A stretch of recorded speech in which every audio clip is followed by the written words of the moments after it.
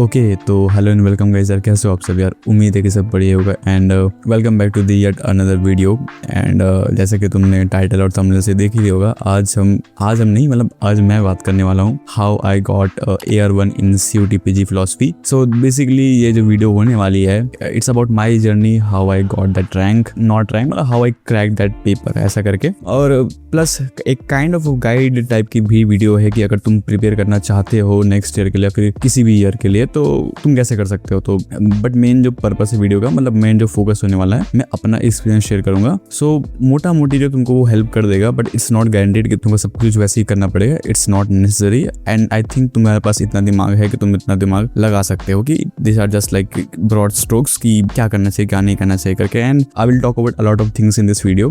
मैं तुमको टाइम दे दूंगा, मैं कुछ जगह एक्स्ट्रा ज्ञान की बातें भी करने वाला हूँ। सो अगर तुमको उसमें इंटरेस्ट नहीं है, तुम क्या जानना चाहते हो कि भाई कैसे प्रिपेयर करे, तो वो सब तुम बस दे सकते हो। सो मैं before jumping into the main video, थोड़ा सा बैकग्राउंड मेरे बारे में, मैं कौन हूँ, मैं कहाँ से आता हूँ। सो आई एम फ्रॉम छत्तीसगढ़। मैं third year BA honours philosophy का छात्र हूँ, मतलब ऑफ कोर्स अब कंप्लीट हो गया मैं third year Dayal Singh college DU में। और इस साल मैंने CUT-PG फिलोसफी एग्जाम दिया ताकि मैं नेक्स्ट ईयर अपने मास्टर्स के लिए जा सकूँ। So that's about it. इसके अलावा उसमें कुछ और एक्स्ट्रा है नहीं बताने लायक मेरे बारे में। कोई भी इंसान इस वीडियो पर जो क्लिक कर रहा होगा, सो मैं सपोज करके चलता हूँ कि they already know what this exam is about. CUT-PG क्या है, किस लिए होता है, कैसे करके। अब मैं वो एक्सप्लेन नहीं करने वाला, that will just redundant. Now who is preparing for this paper. मुझे लगता है कि 3 टाइप के बंदे हो सकते हैं जो इस पेपर के लिए प्रिपेयर कर रहे हो। पहला तो कि जो फिलोसफी ऑनर्स के बच्चे, जैसे कि मैं हो गया, जिन्होंने 3 साल प्रॉपर्ली जो है फिलोसफी पढ़ा हो। फिर हो गए मेजर और माइनर वाले बच्चे, जिनका फिलोसफी मेन ना होकर BA प्रोग्राम पढ़ा हो, ऐसे बच्चे भी हो सकते हैं। और तीसरा जिनका फिलोसफी का बैकग्राउंड नहीं है, जिनको इंटरेस्ट है। नाउ तुम क्यों फिलोसफी में आना चाहते हो, इसके रीजन बहुत सारे अलग हो सकते हैं। तुमने खुद अपने ग्रेजुएशन में पढ़ा हो सकता है, तुमने कुछ वीडियोस वगैरह देखे हो, और बहुत सारे कारण हो सकते हैं। मैं उन कारण में नहीं जाना चाहता कि क्या वो सच में अच्छे कारण है या नहीं है करके। मैं जस्ट प्रीसपोज करके चल रहा हूँ कि जो भी तुम्हारा कारण हो, तुमने कारण डिसाइड कर लिया and now you want to crack this paper. There is no doubt कि एक जो बंदा जो 3 साल फिलोसफी पढ़ के इस पेपर को दिलाने आ रहा है, उसके पास एक सिग्निफिकेंट एडवांटेज होगा, there is no doubt. And similarly जो कि मेजर माइनर करके आ रहा है, उसका एडवांटेज होगा, जो बंदा बिना किसी प्रायर नॉलेज के फिलोसफी में आ रहा है। लेकिन ये एडवांटेज कितना बड़ा है? सो of course it is an advantage, but it's not कि ये सब कुछ है। एज ए सेड, बिकॉज कि तुम कॉलेज में जो पढ़ाई करते हो फिलोसफी या फिर किसी पेपर की, it's not about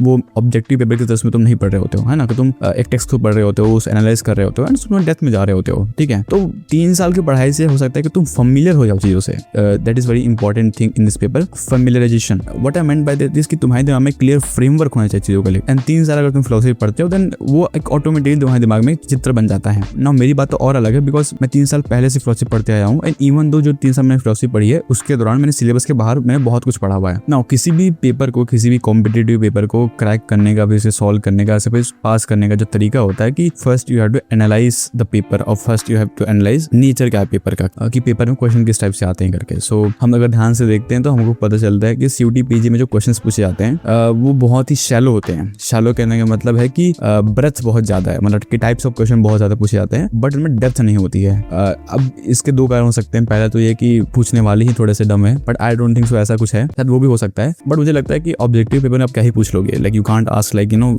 someone understanding about subject. And it's very sad कि फिलोसफी जैसे सब्जेक्ट के लिए we have this kind of method कि हम इससे जांच रहे हैं कि कोई बंदा जो है क्वालिफाई है कि नहीं, बट हम इसी सिस्टम में रहते हैं। So this is what it is. It should be very clear कि ये बहुत ज्यादा मेमोरी बेस्ड एग्जाम है, और इसमें इतनी ज्यादा तुमको अंडरस्टैंडिंग नहीं दिखानी है। अंडरस्टैंडिंग से ज्यादा तुमको अपनी मेमोरी पावर दिखानी है कि तुमको कितनी चीजें याद है, तुम्हें कितनी चीजें पता है। ये उसका पेपर है कि तुम उस मेन एग्जाम के दिन कितनी ज्यादा तुम चीजें रिट्रीव कर सकते हो। So there should be no confusion between कि भाई, या फिर जो फिलोसफी नॉलेज कहलाती है उसका इससे कोई लेना देना नहीं है। मतलब कि मुझे लगता है कि फिलोसफी का पेपर और हिस्ट्री का पेपर इस मामले में बहुत सिमिलर है कि कंटेंट अलग हो सकते हैं, but the how you prepare for the exam will be very same, because again it's objective paper, और वही एक ही फॉर्मेट है, बहुत ही शैलो लेवल क्वेश्चनिंग होती है। तो दैट्स व्हाई तो मेरा जो एग्जाम था वो था 25 मार्च को, और मैंने प्रिपेयर करना स्टार्ट किया था जनवरी के 11-12 जनवरी को मैंने स्टार्ट किया था प्रॉपर्ली प्रिपेयर करने के लिए। तो मैंने प्रॉपर्ली केवल 2 महीने प्रिपेयर किया है। ऑफ कोर्स मेरे पास एक प्रायर अंडरस्टैंडिंग थी, 3 साल की नॉलेज थी, बट सच में जो मैंने पढ़ा है CUT-PG के लिए वो केवल 2 महीने में है। एंड आई बिलीव कि 2 महीने में भी आप अच्छा पढ़ के निकाल सकते हो, even without having a prior knowledge of philosophy. मैं ऐसा क्यों कह रहा हूँ, बिकॉज एज आई सेड कि पेपर फिलोसफी से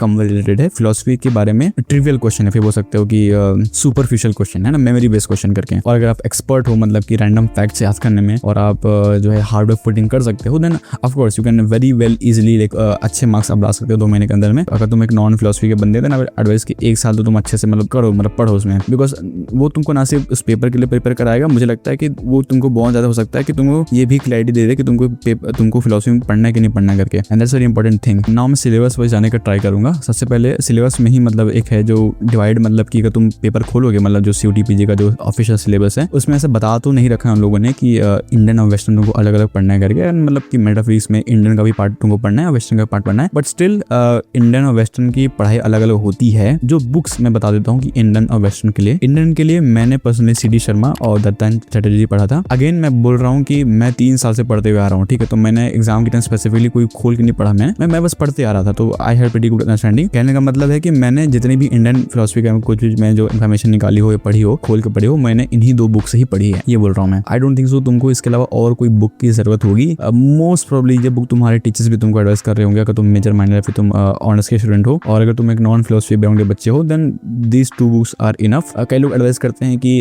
CD शर्मा काफी है, कई लोग बोलते हैं कि दत्तान चैटर्जी काफी है करके। उससे बढ़कर मुझे लगता है कि सेम चीज को जब तुम 2 डिफरेंट एंगल से पढ़ते हो, that actually adds more things to your knowledge, because कई बार क्या होता है ना कि हम एक ही ऑथर की सेम लाइन पढ़ के बोर हो जाते हैं और हमको लगने लगता है कि हमने वो लाइन हमको समझ आ गया, हम जो पढ़ रहे हैं फिर हमको याद हो गया करके। बट क्या होता है कि जब तुम एक अदर पर्सपेक्टिव से, अदर ऑथर के नजर से उस चीज तुम जब पढ़ रहे होते हो, वो एक अलग हिट करता है, वो तुम्हारी मेमोरी में एड अप करता है। तो आई विल से कि तुम दोनों बुक ही प्रेफर करना, तुम दोनों बुक्स ही पढ़ना ना। ये जो बुक्स हैं मैं चाहता हूँ कि तुम इन बुक्स को ऐसे मत पढ़ना कि चैप्टर नंबर 1 चारवाक नोट्स ये नोट्स वो ऐसा करके, मुझे नहीं लगता ऐसा कुछ इफेक्टिव होगा।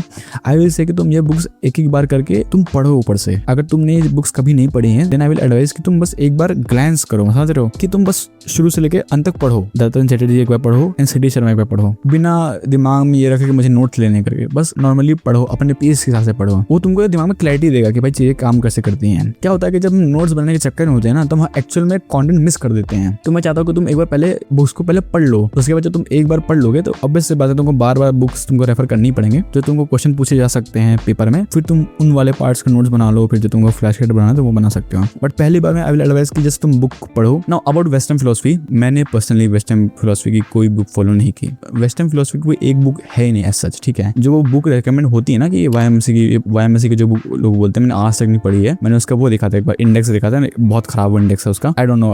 एक और रहती फ्रैंक थिली की लोग बुक बोलते हैं, वो लोग रेकमेंड करते हैं, वो भी एक history of philosophy kind of thing है। या you should have a pretty good understanding of history of philosophy. मैंने इसलिए नहीं पढ़ा बिकॉज 3 साल में मेरी वो अंडरस्टैंडिंग डेवलप हो चुकी थी, ठीक है। तुम एक नॉर्मल फिलोसफी के बंदे हो, हिस्ट्री ऑफ फिलोसफी की कोई अच्छी सी बुक उठाओ, और मैं बोलूंगा पहले कि 3-4 बुक लेना और सबके कम से कम 10 से 15 पेज पढ़ना। तुमको जिसकी लैंग्वेज ज्यादा तुमको सुटेबल लगे तुम वो एक बुक ही लेना और उसके बाद स्किम थ्रू करना। मैं ये नहीं बोल रहा कि उस बुक से तुमको नोट्स बनाने हैं फिर उस बुक से क्वेश्चन आएंगे, नहीं। वो बुक पढ़ना इसलिए जरूरी है ताकि तुम्हारे दिमाग में फ्रेमवर्क बन सके, है ना, एक अंडरस्टैंडिंग बन सके कि वेस्टर्न फिलोसफी में जो लीनेज जो चली आ रही है, मतलब कि थेल्स कहाँ स्टैंड करते हैं, सोक्रेटिस कहाँ स्टैंड करते हैं, क्या बोलना चाहिए, ह्यूम वगैरह कहाँ स्टैंड करते हैं, डेकार्ट वगैरह कहाँ स्टैंड करते हैं, मॉडर्न फिलोसफी का किसकी कहाँ जगह करके। दिमाग में एक फ्रेमवर्क होना, एक खांचा होना बहुत जरूरी है। इसलिए मैं बोल रहा हूँ कि अगर तुम्हारे दिमाग में ऑलरेडी एक अच्छा क्लियर खांचा है क्या बोलना चाहिए हिस्ट्री ऑफ फिलोसफी को लेकर, तो तुमको कोई जरूरत नहीं है किसी भी एक स्पेसिफिक बुक को चुनने के लिए। बट अगर नहीं है, तुम नए हो, तो तुम कोई भी ले सकते हो, कोई स्पेसिफिकली कोई एक बुक मैं नहीं बताऊंगा। इवन जो हिस्ट्री ऑफ फिलोसफी की जो बुक्स आती है वो मॉडर्न, मतलब जो 20th सेंचुरी फिलोसफी है, चाहे वो अप्लाइड एथिक्स का हो गया, चाहे वो एनालिटिक फिलोसफी का हो गया, वो कवर नहीं करती हैं। तो वो पार्ट तुम्हें स्टिल खुद ही करना पड़ेगा। ऐसा सेड कि उसका मकसद क्या है, तो तुम्हारे दिमाग में खांचा बनाना है। एक बार जब वो खांचा बन जाए फिर उसमें और चीजें ऐड की जा सकती हैं, उसमें और रिफाइनमेंट की जा सकती हैं। इसके अलावा अब हम सेक्शन वाइज जाते हैं एक एक करके। तो पहला है मेटाफिजिक्स सेक्शन। तो जो सिलेबस है, ऑफिशियल जो सिलेबस है CUT-PG का, मेटाफिजिक्स के अंदर जो भी टॉपिक्स दे रखे हैं, जैसे कि जहां तक मुझे याद है proof of existence of God, identity वगैरह, ये सब दे रखा है। तुमको ध्यान में रखना है कि सेम टॉपिक से रिलेटेड जो है इंडियन में भी चीजें हो रखी हैं और सेम टॉपिक से रिलेटेड जो है वेस्टर्न में चीजें हो रखी हैं, ठीक है। अब ये हो सकता है कि वो उस टॉपिक का बहुत बड़ा पोर्शन वेस्टर्न में हो, जैसे कि जो पहला टॉपिक है एक्जिस्टेंस ऑफ गॉड को लेकर, तो जो मेजर आर्गुमेंट्स है ontological, teleological, cosmological, they are like proper, मतलब कि ये एक चीज है, मतलब समझ रहे हो क्या बोल रहा हूँ मैं। फिलोसफी और रिलीजन एक बकायदा डिसिप्लिन है जहाँ पर जो है आर्गुमेंट्स फॉर गॉड एक्जिस्टेंस एक प्रॉपर जो है सब्जेक्ट माना जाता है ना, उसको हम पढ़ते हैं। तो वेस्टर्न में जो तुमको प्रॉपर क्लासिफिकेशन मिल जाएगा, इंडियन में ऐसा है नहीं। इंडियन में गॉड्स को एक्जिस्टेंस को लेकर कोई प्रॉपर तुमको क्लासिफिकेशन नहीं मिलेगा। तुमको हर दर्शन में जाना पड़ेगा और हर दर्शन में देखना पड़ेगा कि कौन सा दर्शन जो है ईश्वर के सत्ता को मानता है, और मानता है तो कैसे मानता है। आई गेस जहाँ तक मुझे याद है न्याय मोस्टली जो है आर्गुमेंट्स प्रपोज करता है, और उसके अलावा शायद वैशेषिक वगैरह भी करता है, मुझे इतना ठीक से याद नहीं आ रहा है, तो देख लेना कि क्या क्या सीन है, ठीक है। मैं तो भूल भी गया हूँ, ठीक है।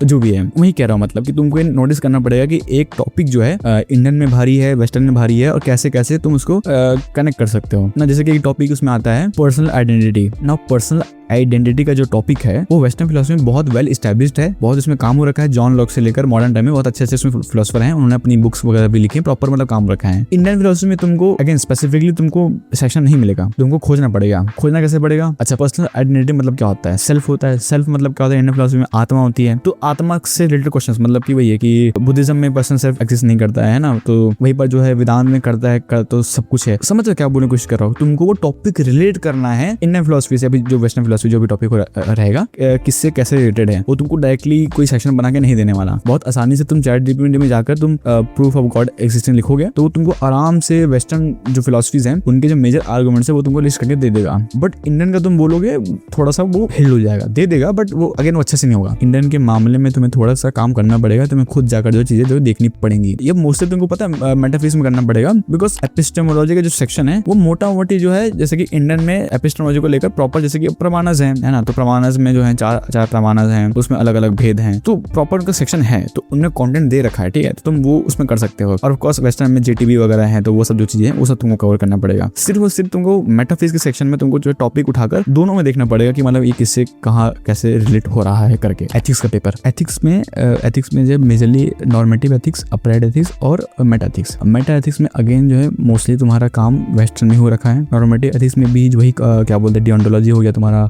यूटिलिटेरियनिज्म हो गया तुम्हारा, है ना, और वर्च्यू एथिक्स हो गया, ये अगेन तुम्हारा वेस्टर्न में आ जाता है। एंड अप्लाइड एथिक्स का बहुत बड़ा पोर्शन जो वेस्टर्न में आ जाएगा। तो क्या इंडियन फिलोसफी में एथिक्स नहीं है? तुमको खोजना पड़ेगा। एज ए सेड कि जैसे मेटाफिजिक्स वाले सेक्शन में यहाँ पर एक्सप्लिसिटली चीजें नहीं बताएंगी इंडियन फिलोसफी में, उसी तरह से एथिक्स वाले सेक्शन में भी तुमको जो चीजें फाइंड करनी पड़ेंगी बुक्स वगैरह में जाके कि एथिक्स में क्या, जैसे कि चारवाक एथिक्स क्या है, तो चारवाक एथिक्स बहुत वो एक खाओ पियो जियो मरो वाला, नहीं खाओ पियो क्या था यार कि ईट अलाइव मेरे कुछ था, तो ऐसा टाइप का एथिक्स होता है, क्रूड एथिक्स जो सब बोलते हैं उसको। तो इस टाइप का तुमको खोजना पड़ेगा। लॉजिक का पेपर है, एज ए सेड कि लॉजिक के पेपर में कुछ थोड़े न्यूआंसेस है तुमको देखना पड़ेगा। ऑफ कोर्स क्वेश्चंस जो पेपर में आएंगे वो तुमको कोई सॉल्व करने वाला नहीं देगा, बट अगर तुमने प्रॉपर जो है लॉजिक तुम्हें ग्राउंड अप से पढ़ा होगा, लॉजिक को आर्बिट्री नहीं पढ़ सकते हो। ये डिफरेंस है कि जैसे कि हो सकता है कि मेटाफिजिक्स में जैसे कि एक टॉपिक है जहाँ पर एरिस्टोटल का कुछ दे रखा है उन्होंने, कौन से सन में वो बुक आई है, मैं वो देख सकता हूँ, मैं याद कर सकता हूँ, ठीक है, बट लॉजिक में ऐसा नहीं कर सकते तुम, ठीक है, तुमको चीजें पता होनी चाहिए, because it's all about concepts, ठीक है। तो आई विल सजेस्ट कि तुम जो है यूट्यूब में बहुत सारे तुमको लेक्चर्स मिल जाएंगे जो कि प्रॉपर जो है ग्राउंड अप से जब जीरो से जो है सिंबॉलिक लॉजिक तक पढ़ा लेते हैं, और आई गेस बेसिक इसमें जो कॉन्सेप्ट वगैरह तुम वो पढ़ लेना करके। साइमन कुशिंग करके एक यूट्यूबर है, मुझे वही एक पसंद है यूट्यूब में जो ढंग से लॉजिक पढ़ाते हैं। इंडियन सीन में मुझे नहीं लगता कोई ढंग से लॉजिक पढ़ाता है, ठीक है। कुछ गवर्नमेंट यूट्यूब चैनल्स हैं जिन्होंने लॉजिक वगैरह पढ़ाया था, तो तुम वो फॉलो कर सकते हो। मैंने वो फॉलो नहीं की थी, बट दे वर गुड जब मैंने वो ट्राई किया था। अच्छा, लॉजिक में ये भी है कि इंडियन लॉजिक में ऐसा न्याय का ही मेनली काम हो रखा है, तो वो तुमको थोड़ा देखना पड़ेगा, उसमें और कुछ अलग से बताने लायक है नहीं। Then we have social and political philosophy. Now social and political philosophy में बोथ इंडियन एंड वेस्टर्न में काम हो रखा है, बिकॉज मैं कॉमर्स बैकग्राउंड से था 11th और 12th में। मुझे बहुत दिक्कत हुई थी social and political philosophy prepare करने के लिए।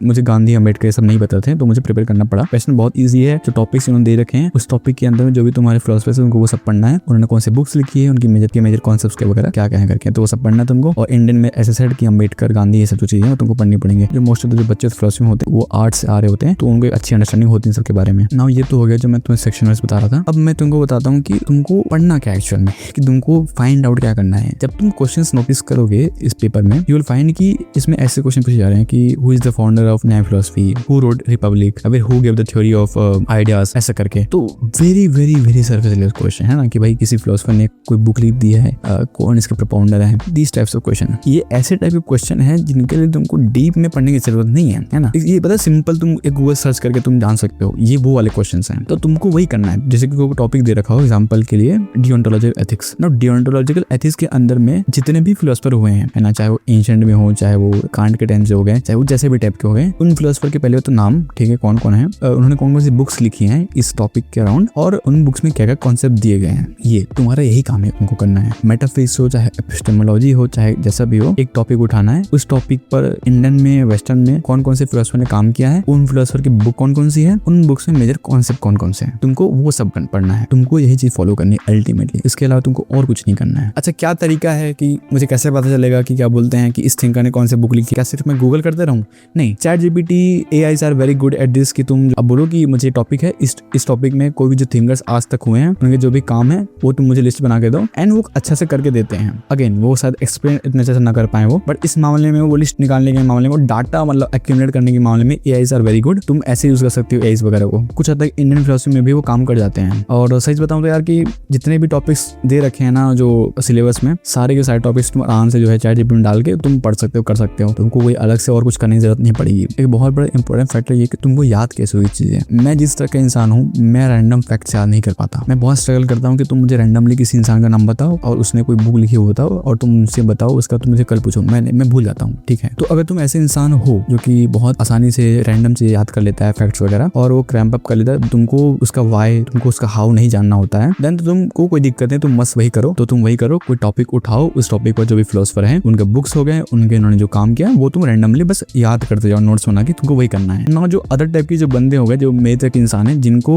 जानना है कि किस बंदे ने क्यों दिया था, उसके पीछे रीजनिंग क्या है, थ्योरी एक्चुअल में क्या बोलती है, उसके कॉन्सिक्वेंसेस क्या है, जब तक ये तुम नहीं जान लेते हो तब तक जिनको याद नहीं होता है, तो तुमको थोड़ा स्ट्रगल करना पड़ेगा। जो 2 महीने वाले जो मैंने तुमको तैयारी बताई थी वो लोग कर सकते हैं जो रैंडम फैक्ट्स याद कर सकते हैं, जिनको रैंडम फैक्ट्स याद हो जाते हैं। अगर तुम ऐसे इंसान हो जिनको रैंडम फैक्ट्स मुश्किल होता है याद करने में, then you have to give some time. तुमको जो है जैसे जो 1963 में जो गेटर का जो पेपर है ना, जो गेटर केसेस के नाम से जानते हैं, अब सच में इस पेपर को पढ़ने की कोई जरूरत है नहीं तुमको। 3 पेज का पेपर है और इसके अंदर की कोई चीज तुमको नहीं पूछी जाएगी। बट आई विल एडवाइस कि तुम ये चीज पढ़ना अगर तुम ऐसे इंसान हो जो कि नॉलेज को किसी और नॉलेज के थ्रू कनेक्ट करता है। ठीक है, एटलीस्ट मेरी मेमोरी तो ऐसी वर्क करती है। सो आई नीड टू अंडरस्टैंड उसके बैकग्राउंड की चीजें। वो फैक्ट सिंगर मुझे याद नहीं हो सकता है। मुझे अगर प्लेटो का रिपब्लिक है तो रिपब्लिक में क्या क्या बातें बोली गई हैं, तो तू समझ रहे हो ना क्या बोलने की कोशिश कर रहा हूँ मैं। अगर मुझे एक लाइन में सम अप करना हो तो CUET BG फिलोसफी का paper is like a trivia paper. Trivia game होता है ना, MCU। अभी कोई DC का जो फैन होता है तो कैसे उस फैन को मतलब बहुत ही इंट्रिकेट चीजें पता होंगी भाई कि किस सन में कौन सा कॉमिक रिलीज हुआ था। तो ये सब चीजें उन्हीं लोगों को पता होती है who are deeply invested in things. जिस इंसान ने बहुत समय दिया हो चीजों को, उसको ही पता होता है ये रैंडम चीजें होती हैं। मतलब कि तुमको प्रॉपर्ली फैन बनना फिलोसफी का। कुल मिला के बात ये है, if you are not fan of philosophy बहुत मुश्किल हो जाएगा। मुश्किल इन द सेंस कि either you have this super knowledge कि तुम रैंडमली जो है चीजें को रट सकते हो, याद कर सकते हो। ठीक है, ये कर सकते हो, बट उसमें भी नुकसान ये है कि कई बार ऐसी भी चीजें होंगी जो कि आउट ऑफ सिलेबस, अभी सिलेबस में डायरेक्टली इन्वॉल्व नहीं होंगी, तो वो उस बंदे के पास ज्यादा चांस हो उस नॉलेज तक पहुंचने के लिए, इस बंदे को इंटरेस्ट हो। मतलब कि वो शायद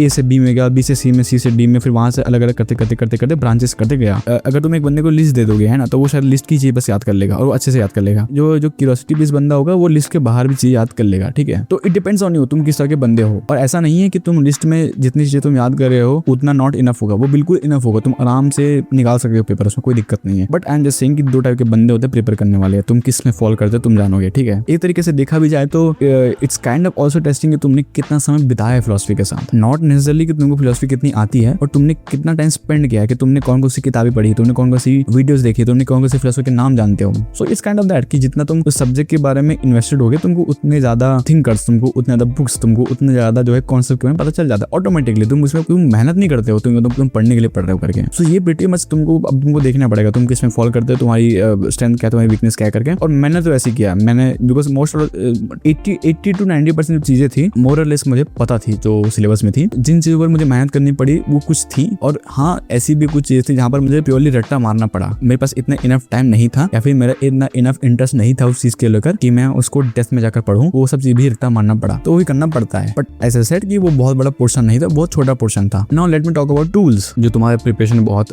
हेल्प करने वाले हैं। First is PYQ। अब ये बोल लो, ये ट्रेजेडी बोल लो या फिर अच्छी बात बोल लो कि जो NTA के पेपर्स होते हैं, NTA मतलब कि एटलीस्ट CUET PG वाले पेपर जो होते हैं वो बहुत ही हेविली PYQ बेस्ड होते हैं। आई गेस हमारा शायद 4था या 5 साल था CUET PG का, तो हमारे पास यही 4 या फिर 3 जो भी पेपर थे हमारे पास थे, तुम्हारे पास एक एक्स्ट्रा पेपर बढ़ जाएंगे। तो तुमको पेपर अच्छे से करने हैं। कि अच्छे से करने का मतलब कि सिर्फ करना नहीं है तुमको सही आंसर, तुमको एनालाइज करना है तुमको। क्योंकि जब तुम PYQ पढ़ रहे होगे ना, जब you will have pretty good understanding कि कैसे के पहले तो क्वेश्चन पूछे जाते हैं और कैसे में ऑप्शन दिए जाते हैं, तो तुमको समझ आ जाएगा कि भाई कि सेट कैसे किया जा रहा है करके। एंड आई होप कि यही पैटर्न फॉलो करे। मतलब ये वीडियो तभी कम आएगा जब उस पैटर्न पर फॉलो हो रहा हो, बिकॉज मैंने उसी पैटर्न पर एग्जाम दिलाया है। और अगर आगे चलकर कुछ पैटर्न चेंज होता है तो आई डोंट नो तब कैसा होगा, बट आई गेस नहीं चेंज करने वाले जहां तक मुझे आइडिया है। PYQs are very important in this sense कि तुमको PYQ सबसे पहले तो अच्छे से कर लो, सब कुछ कर लो। रिपीट क्वेश्चन होते हैं, ऐसा नहीं होते, बट बहुत कम होते हैं। बट PYQ करने का वो मकसद नहीं होता कि क्वेश्चन फंस जाएंगे। PYQ करने का मेन मकसद ये होता है कि तुमको एक अंडरस्टैंडिंग हो जाती है कि क्वेश्चन कैसे पूछे जाएंगे। ये मेन इसका मेन पॉइंट होता है। बहुत सारे लोग एडवाइस करते हैं कि जो पुराने PIQs हो गए हैं, जैसे कि JNU वगैरह के जो पहले एंट्रेंस टेस्ट हुआ करते थे फिलोसफी के लेकर, या फिर जो DU वगैरह के हो गए, या फिर जो BHU वगैरह के हो गए, तो मेरे पास वो सब पड़े हुए हैं। सो मैंने सब मतलब कि मैंने सब जुगाड़ किया था, DU का, PIQ, BHU का, वो सब करके, बट मैंने कुछ किया नहीं। मैंने 2 कारण थे। पहला तो मैं आलसी हूँ, ठीक है, मेरे से नहीं हो पाया यार। और दूसरा ये कि एक तो सिलेबस का थोड़ा पैटर्न बदला है, मतलब उसमें बहुत सारे क्वेश्चन जो है नॉर्मल जनरल नॉलेज के क्वेश्चन है, मतलब कि सिंपल रीजनिंग वगैरह के, वो सब कुछ में क्वेश्चन है। और चूंकि CUET-PG फिलोसफी स्पेसिफिकली फिलोसफी के लिए जो 25,000 क्वेश्चन उसमें पूछ रहे हैं, उसमें भी एक स्पेसिफिक सिलेबस दे रखा है। तो बहुत सारा तुमको छाटना पड़ता है कि जो मैं टाइम स्पेंड कर रहा हूँ, मतलब वो सब PIQ करने में, इट इज वर्थ इट और नॉट करके मैंने 1 ही 2 कभी किए होंगे, मैंने वो सब कोई फॉलो नहीं किया। मैंने केवल CUET-PG के प्रॉपर जो PIQs फॉलो किए। नाउ नोट्स ना बहुत लोग एम्फेसाइज करते हैं कि भाई नोट्स बनाओ, लास्ट मंथ में, भाई लास्ट वीक्स में जो है नोट्स से पढ़ा जाता है करके। मैंने नोट्स नहीं बनाए थे, नहीं मैं नोट्स बनाता हूँ, मेरे लिए नोट्स काम नहीं करते हैं। Again I am not saying कि तुम भी नोट्स मत बनाओ, मैं अपने बता रहा हूँ। बट मैं नोट्स के अलावा एक और चीज़ करता था, that is I use to make flash cards. अब यू कैन आर्ग्यू कि भाई फ्लैश कार्ड एक टाइप ऑफ नोट्स है करके, तो बिल्कुल I don't have any problem with that. But notes मतलब मैं समझता हूँ कि जो ट्रेडिशनल नोट टेकिंग होता है कि जब तुम पढ़ रहे हो तुम नोट डाउन करते हो, वो सब चीज़ मैंने नहीं किया, ठीक है, बिकॉज एक्सप्लेनेशन मेरे दिमाग में है, मुझे बस सिर्फ फैक्ट्स नोट डाउन करने हैं। ये जो काम है फ्लैश कार्ड्स का, वो मेरे लिए जो काम होता है। This app called Anki. Now Anki basically, अगर तुमको थोड़ा बहुत इस फील्ड में हो कि how to study and what are the like major जो तरीके होते हैं पढ़ने के और पढ़ा कैसे आता है करके, सो एंकी बेसिकली एक flash card memory based type of application है, जो कि मोस्टली US में जो मेडिकल स्टूडेंट होते हैं वो यूज करते हैं, बट तुम भी यूज कर सकते हो, चाहो तो करना। फ्री ऐप है, फोन पर भी अवेलेबल होता है और डेस्कटॉप पर अवेलेबल होता है। बेसिकली तुम क्वेश्चन लिखते हो, उसके पीछे का आंसर लिखते हो एंड या फ्लैश कार्ड बनाते हो। मैं तुमको दिखा रहा हूँ कि मेरे जो फ्लैश कार्ड जो मैंने बनाए थे CUET-PG के लिए, देखो भाई अल्टीमेटली एज सेड की मेमोरी बेस्ड गेम है, और कितनी भी अच्छी अंडरस्टैंडिंग बना लो, ठीक है, अनटिल अनलेस तुम बार बार वो चीज उस डाटा से इंटरेक्ट नहीं कर रहे हो, दिमाग में नहीं बैठती है। मतलब तुमको जैसा भी तो तुम्हारा तरीका हो कि सेम इन्फॉर्मेशन से बार बार इंटरेक्ट करना है तुमको। नाउ एथिक्स में एक पोर्शन था अप्लाइड एथिक्स का, जो कि मुझे बिल्कुल नहीं पसंद। नाउ अप्लाइड एथिक्स में जैसे कि टॉपिक हो गया यूथेनेशिया, जैसे टॉपिक हो गया अबॉर्शन। अब उसमें लिख तो दिया है यूथेनेशिया अबॉर्शन करके। अब उस यूथेनेशिया अबॉर्शन में कितनी सारी चीजें हो सकती है, कैन यू इमेजिन। पहले तो कि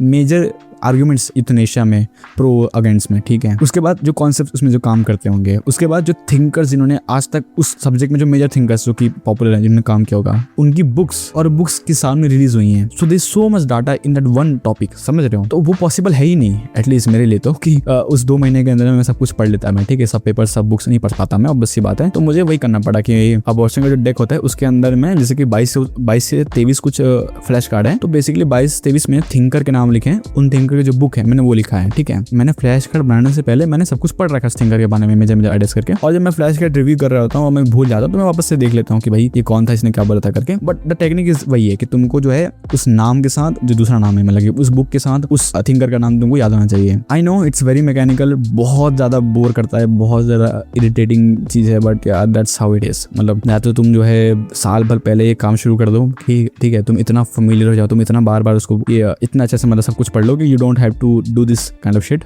या फिर करना पड़ेगा तुमको, ठीक है। तो you have to decide on yourself. Now one of the most crucial thing in any competitive paper खासकर, दैट इज मॉक टेस्ट, ठीक है। नाउ मॉक टेस्ट के पीछे थोड़ी सी कहानी मैं तुमको बताता हूँ। अगर तुम थोड़े भी एक्टिव हो फिलोसफी सीन में इंडिया में, ठीक है, तो तुमको पता होगा कि there are no good channels for philosophy in India right now, है ही नहीं, एग्जिस्ट करते ही नहीं है, ठीक है। उसके ऊपर से जो कॉम्पिटिटिव में बता रहे होता तो और भी बेकार है। मतलब जो 2-3 पढ़ा भी रहे हैं बहुत घटिया पढ़ा रहे हैं, ठीक है, मजाक सेट के। मैंने मतलब कि मैं PG के लेवल की बात कर रहा हूँ मैं, ठीक है। तो 1-2 जो नाम है वो मुझे तो बिल्कुल आज तक पसंद नहीं आए हैं। और जो मैराथन वगैरह होते हैं और जो उसमें जो क्वेश्चन वगैरह कराते हैं, भाई मैंने नहीं किया एक भी, और मुझे बहुत बोरिंग लगता है वो। आई डोंट थिंक सो वो हेल्पफुल होता है, but again it can be helpful for you. तो मैं बहुत लकी था कि इस साल 2026 में एक जो मुझे मॉक टेस्ट सीरीज मिली है, दैट इज ओमवर्ती मॉक टेस्ट करके है। हम उसके पहले बैच में थे। तुमको एक फन फैक्ट बताता हूँ तुमको, जो तुम्हारा लिस्ट है, मतलब कि जो टॉप 6 हम जो जिन्होंने इस बार फिलोसफी में टॉप किया है, जो AR1 से लेके AR6 है, उसमें 5 लोग उसी मॉक टेस्ट ग्रुप के हैं। उन 5 में से 2 लोग को मैं अच्छे से जानता हूँ, ठीक है, उनसे मेरी बात भी होती है, या उस मॉक टेस्ट का रिकॉर्ड है, ठीक है, उस मॉक टेस्ट से मैं भी हूँ। मुझे लगता है कि अभी के टाइम में मात्र वही एक मॉक टेस्ट है जो कि अच्छे से मतलब फिलोसफी के क्वेश्चंस पूछ रहा है, अच्छे लेवल में पूछ रहा है। इसका पीछे एक कारण ये भी है कि जो बंदा बना रहा है, मतलब कि जो भैया हैं जो मॉक टेस्ट डिजाइन करते हैं, उन्होंने खुद नेट निकाला है, उनका खुद गेट निकला हुआ है। So he is a pretty good understanding of कि कैसे काम करता करता है करके। अगर तुम मुझको थोड़ा सा इसमें वो निकालना हो, कमी निकालना हो, तो ये है कि जरूरत से ज्यादा हार्ड है ना। मॉक टेस्ट हार्ड होना अपने में कोई अच्छी या बुरी बात नहीं है, मॉक टेस्ट को रिलेवेंट होना चाहिए। अब जो नया आई गेस वो जब लॉन्च कर रहे होंगे शायद वो चीज उसमें सुधार ले। मैं तुमको ये बताने की कोशिश कर रहा हूँ कि उसमें सभी टाइप के क्वेश्चन थे, सभी लेवल क्वेश्चन थे। उसके अलावा जो भी मतलब कि अवेलेबल था या फिर जो भी मैंने देखा था, मुझे कोई भी वर्थ इट नहीं लगा था। 500-600 रुपए के कुछ मॉक टेस्ट थे जब मैंने ये लिया था। अब मे भी शायद प्राइस चेंज हो रहा है, बढ़ जाए, जो भी हो जाए। एंड किसी भी तरह का प्रमोशन नहीं है, मुझे भैया ने नहीं बोला है कि प्रमोट करना है करके, बिकॉज मेरी खुद की जर्नी में इस मॉक टेस्ट ने हेल्प की है, इसलिए मैं तुमको बता रहा हूँ। बिल्कुल हो सकता है कि जब तुम तैयारी कर रहे हो उस समय में और कोई मॉक टेस्ट सीरीज अवेलेबल हो तो तुम वो ज्वाइन कर सकते हो, बिल्कुल उसमें कोई दिक्कत नहीं है। जब मैं वीडियो रिकॉर्ड कर रहा हूँ, जब मैंने तैयारी की थी तब तो सिर्फ वही थी और मुझे लगता है कि अभी भी वही है, मे बी इन फ्यूचर वो चेंज हो सकता है। तो मॉक टेस्ट बहुत जरूरी है, इसमें दो राय नहीं है। अच्छा, इंडियन फिलोसफी में एक बहुत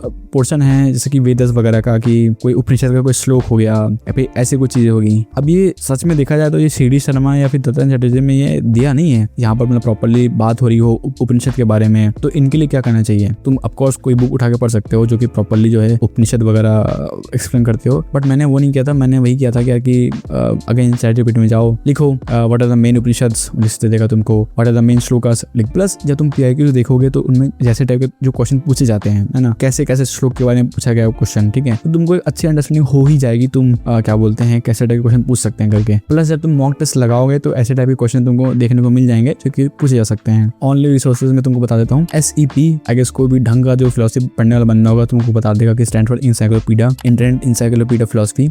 ये दोनों अच्छे रिसोर्सेज हैं। ये तुम ऐसे पढ़ सकते हो कि इससे तुमको क्वेश्चन नहीं आएंगे, ठीक है, मैं फिर बता रहा हूँ, इससे तुमको डायरेक्ट क्वेश्चन ही पूछे जाएंगे। जैसे कि मेटा एथिक्स है क्या, मुझे बिल्कुल नहीं पता है, ठीक है, तो मैं पढ़ सके आइडिया लगा सकता हूँ कि मेटा एथिक्स किस बारे में है, क्या है, कैसा करके। उसके बाद जब एक अंडरस्टैंडिंग बन जाएगी मेरे दिमाग में, उसके बाद जो ऑफकोर्स जो थिंकर्स वगैरह हैं, जो टॉपिक्स वगैरह मैं वो खोज के पढ़ सकता हूँ। तो ये तुम इसको ऐसे यूज कर सकते हो कि तुमको दिमाग में जनरल आइडिया होना चाहिए तुम किस विषय के बारे में, तुम किस टॉपिक में पढ़ने जा रहे हो। ना थोड़ी सी ज्ञान की बातें, थोड़ी सी मुफ्त ज्ञान की बातें, तुमको चाहे तुम सुनो या ना सुनो ना, तुमको ये बात दिमाग में ध्यान रखनी है कि this is not real philosophy. इसमें बिल्कुल भ्रम मत रखना कि जो तुम तैयार कर रहे हो CTPG के लिए एक्चुअल में फिलोसफी ऐसा होता है, बिल्कुल भी नहीं होता है। मैं उनके लिए स्पेसिफिकली बता रहा हूँ जो बंदे नॉन फिलोसफी बैकग्राउंड से आ रहे होंगे, बिकॉज जिन्होंने 3 साल फिलोसफी पढ़ी होगी they will have pretty much good understanding कि फिलोसफी में होता क्या है करके, ठीक है।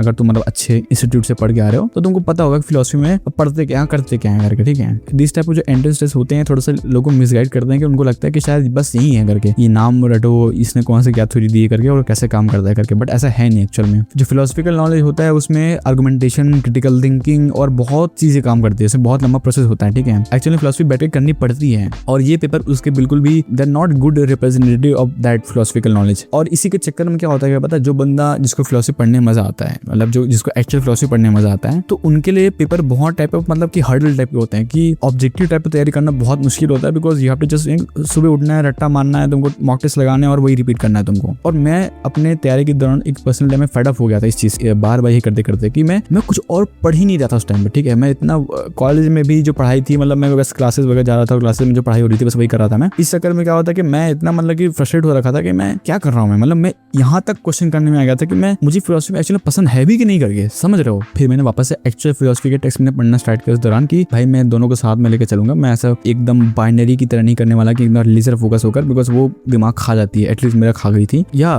बहुत जरूरी है कि ये जो कॉम्पिटिटिव एग्जाम वाला जो माहौल होता है, जो मॉक टेस्ट लगाने वाला, ये जो रटने वाला जो सिस्टम होता है, ये थोड़ा सा जो है कर देता है दिमाग को खाली, ठीक है, उसमें एक्चुअल पढ़ाई हो नहीं रही होती है। सो या this was pretty much it. मैंने आई थिंक सब कुछ मैंने कवर कर रखा है, मैंने सब कुछ बता दिया है। सॉरी अगर बहुत लंबी वीडियो बन गई हो, तो मैंने ट्राई किया है मैं जितना हो सके उतना जल्दी इसको कवर करने का। आई होप कि तुम्हारे लिए वीडियो यूजफुल रहे।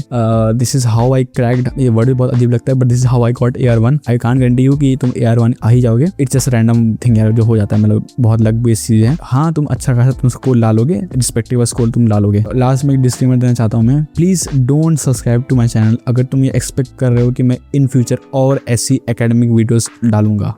No, this was the last and the only video जो कि मैं प्रिपरेशन वाला ये सब बना रहा हूँ करके। मेरा चैनल का मेन मकसद वो है ही नहीं, ठीक है, पहली बात तो मैं क्लियर कर दूँ। तो इसलिए अगर तुम ये सोच रहे हो कि ये बंदा ऐसी और वीडियोस बनाएगा तो फिर प्लीज़ और सब्सक्राइब मत करना। सब्सक्राइब करने से पहले आई विल से कि तुम मेरी बाकी की वीडियोस और देख लो, ताकि तुमको आइडिया लग जाए कि मैं कैसे टाइप का कंटेंट बनाता हूँ। इस बेसिस पर मुझे सब्सक्राइब मत करना please. I don't want dead subscribers on my channel कि मैं वीडियोस अपलोड कर रहा हूँ एंड मैं इतने सब्सक्राइबर्स हैं but they are not watching it, so I don't want that. You can like the video of course, you can comment, अगर तुम्हारे क्वेश्चन जेन्युइन होंगे, नॉर्मल होंगे, मैं तुमको पक्का आंसर दूंगा। अगर मैं तुम्हारा आंसर नहीं दे रहा हूँ तो मोस्ट प्रोबेबली तुम बहुत ही कुछ ऐसा सवाल पूछ रहे हो जिसका आंसर मतलब कि नहीं दिया जा सकता, या फिर मतलब कि जो तुमको और कहीं मिल जाएगा। तो या I will answer your questions as well. So this was it. I hope this video was entertaining and useful as well. मैं मिलता हूँ तुम्हें नेक्स्ट वीडियो में। आई डोंट नो मैं क्या अपलोड करने वाला हूँ, बट आई होपफुली जल्दी मैं कुछ कर दूँ, ठीक है।